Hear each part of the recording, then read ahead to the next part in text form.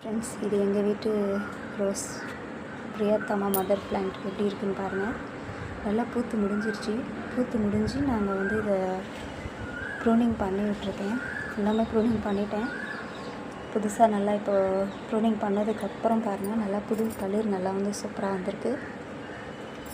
நல்லா செந்தளிராகவே வந்திருக்கு பாருங்கள்.